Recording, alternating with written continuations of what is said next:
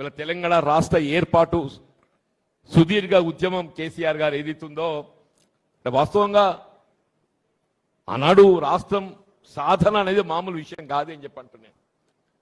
ఎవరు కూడా మళ్ళీ తెలంగాణ రాష్ట్రం సాధన అవుతుందనేట్టు ఒక విశ్వాసం లేకుండే.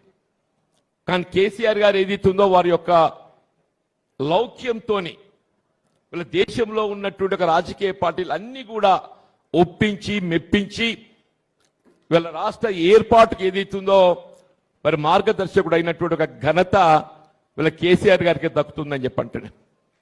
వీళ్ళ కేసీఆర్ గారు ఏదైతుందో వారు తొలి ముఖ్యమంత్రిగా బాధ్యతలు చేపట్టడం, వీళ్ళ ఏ నిధులు నీళ్లు నియామకాలు రాష్ట్ర ఏర్పాటు లక్ష్యమే నిధులు నీళ్లు నియామకాలని చెప్పంటున్నాను. అటువంటి ఒక నీళ్లు ప్రధానంగా ఏదైతుందో గోదావరి నది జలాల వినియోగం, దాని లభ్యత మన ప్రాంతమంతా సాగుమయం చేయాలంటే ఒక భావన తపనతో ఏదైతున్నదో ఉమ్మడి రాష్ట్రంలో ఆనాడు కేంద్రంలో యూపీఏ ప్రభుత్వం, రాష్ట్రంలో కాంగ్రెస్ ప్రభుత్వం, మహారాష్ట్రలో కాంగ్రెస్ ప్రభుత్వం, 3 అక్కల కాంగ్రెస్ ప్రభుత్వం ఉండి కూడా ఏదైతుందో వీళ్ళ తుమ్మడిహెట్టి వద్ద మరి ప్రాణహిత నదీ జలాల మళ్లింపుకు సంబంధించి బ్యారేజ్ నిర్మాణానికి మనం ముందుకు పోలేకపోయినాం అని చెప్పంటున్నాం. కానీ కేసీఆర్ గారు ఏదైతుందో ఒక వారి యొక్క అనుభవం లౌక్యం ప్రదర్శించి ఏదైతుందో అంటే వాస్తవంగా తుమ్మడేటి వద్ద నిర్మాణం చేయగలిగితే బాగుంటుంది. కానీ అక్కడ వాళ్ళు 148 మీటర్ కంటే ఎగువకు పోవడానికి ఎప్పుడైతే మహారాష్ట్ర ప్రభుత్వం మనకు సహకరించడం లేదో దిగువ మేడిగడ్డ 100 మీటర్ల లెవెల్లో ఏదైతుందో ఇదే ప్రాణహిత నీటి జలాలను మళ్లింపు చేసుకుంటే 300 టీఎంసీ పైన మన నీరు పొందేటువంటి ఒక అవకాశం లభిస్తుంది ఒక భావనతోని అంటే దీంతో మనం పై పడే భారం ఎంత, తుమ్మటి వద్ద నిర్మాణం చేస్తే ఒక లిఫ్ట్ అవసరం పడుతుంది, మేడిగడ్డ వద్ద నిర్మాణం చేస్తే ఇంకొక 2 లిఫ్ట్లు అదనంగా భారం పడుతుంది. అది నీటిని ఎత్తిపోసినప్పుడు అని చెప్పంటున్నాను. వారు లౌక్యం ప్రదర్శించి ఏదిస్తుందో వీళ్ళ కాళేశ్వరం ప్రాజెక్ట్ నిర్మాణం వీళ్ళ కేవలం తెలంగాణ రాష్ట్రమే కాదు యావత్ భారతదేశం అంతర్జాతీయంగా కూడా గుర్తింపు పొందినట్టు ఒక ప్రాజెక్టే కాళేశ్వరం ప్రాజెక్ట్ అని చెప్పంటున్నాను. దాని ప్రభావం మన వేములవాడ ఏదైతుందో సుభిక్షం అవుతుందని చెప్పక తప్పదని చెప్పంటున్నాను. అలాంటి ఎవరు కూడా ఊహించలే వేములవాడ లాంటి ప్రాంతానికి ఏదైతుందో సాగునీరు పొందగలుగుతాం ఇక్కడ అని చెప్పని. నారాయణపూర్ రిజర్వాయర్ ద్వారా ఏదైతుందో అదే కొడిమేల మండలంకి వెళ్ళి ఈ ప్రాంతానికి నీటి మళ్లింపు చేసి ఈ ప్రాంతం అంతా సాగుమయం చేసే విధంగా రూపొందించి ఇవాళ మనం ఒకప్పుడు వట్టి పత్తి చేళ్లకు ఇక్కడ నిలకడ ఉన్నాయి అంటున్నా, కేవలం పత్తి చేలు మాత్రం ఉంటుండే. వాళ్ళు ఎక్కడ పోయినా వేములవాడ వరి పొలాలని చెప్పంటున్నాం.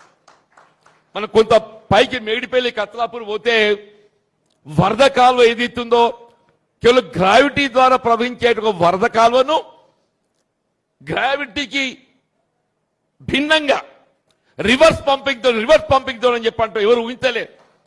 ఏదైనా నీరు పళ్ళ మెరుగు అని చెప్పంటారే, నీరు పైకెళ్ళి కిందికి వస్తాయి.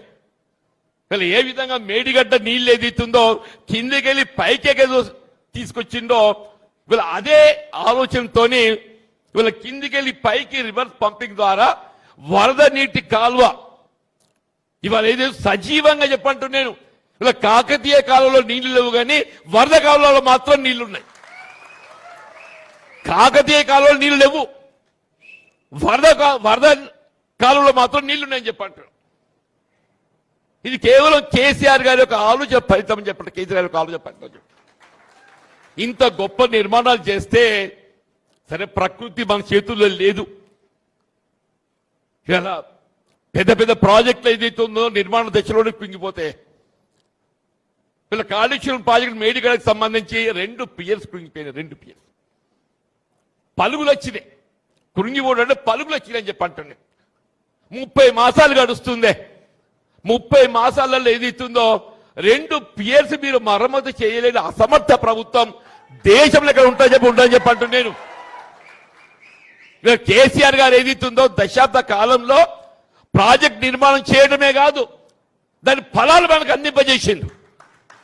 ఇవాళ మీకు ఉత్తర తెలంగాణకు పరిమితం కాకుండా రంగారెడ్డి జిల్లా వరకు హైదరాబాద్ నగర త్రాగునీటి సరఫరాతో పాటుగా పారిశ్రామిక అవసరాలు అన్ని కూడా తీర్చే విధంగా ఆలూరు, భువనగిరి, సూర్యాపేట, తుంగతుర్తి, అసలు నిజంగా చెప్పంటున్నా నేను, కాళేశ్వరం ప్రాజెక్టు నీటి సదుపాయం పొందలేని ప్రాంతం తెలంగాణలో కేవలం వచ్చి అనుకుంటా ఆ మహబూబ్ నగర్ కొంత రంగారెడ్డి ప్రాంతం ఉంటుందని చెప్పి అనుకుంటే తప్ప మిగతా ప్రాంతం అంతటికీ ఇలా మెదక్ కూడా, సింగూరు ప్రాజెక్టు మెదక్ కూడా చెప్పంటు నేను అటువంటి ప్రాజెక్ట్ ఏదైతుందో 2 పియర్స్ కాంట్రాక్ట్ లయబిలిటీ ఏదైతుందో వాడు ఎల్ఎన్టీ వాడు కడతా అని చెప్పన్నాడు. కాంట్రాక్ట్ లయబిలిటీ కింద ఏదైతుందో ఆ 2 పియర్స్ నేను మరమ్మ చేస్తా అని చెప్పన్నాడు. ఆ 2 పియర్స్ ఎక్కడ మరమ్మ చేయగలిగినట్టయితే కేసీఆర్ గారి పేరు వస్తుంది. కేసీఆర్ గారిని ఏ విధంగా ఇలా దోషిగా నిలబెట్టాలి ఒక తాపత్రయం, ఒక కుట్ర తప్ప వేరేం లేదు చెప్పంటున్నా. నేను ఇవాళ చెప్తున్నా, నేను ఈ ఎల్నినో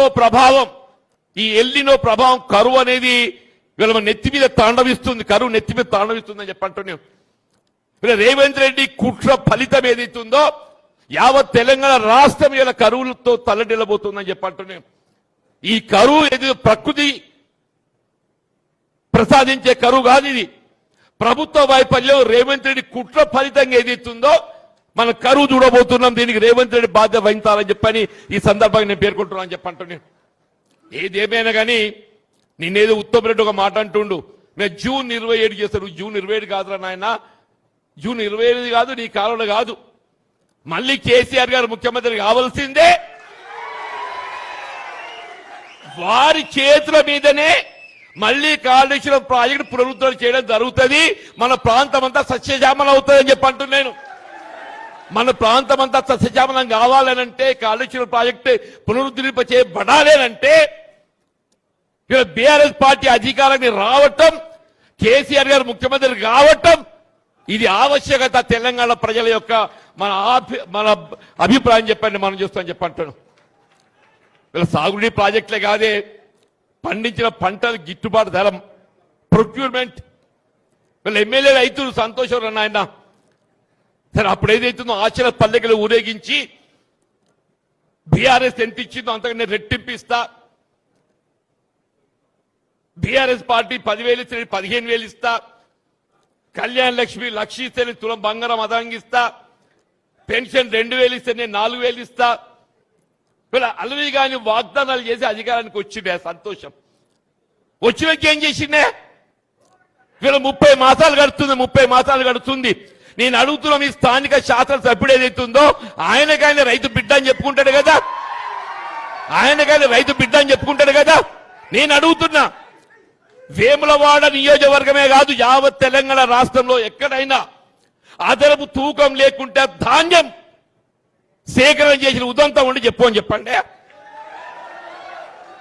40 కిలోలకు 3 కిలోలు అదనంగా,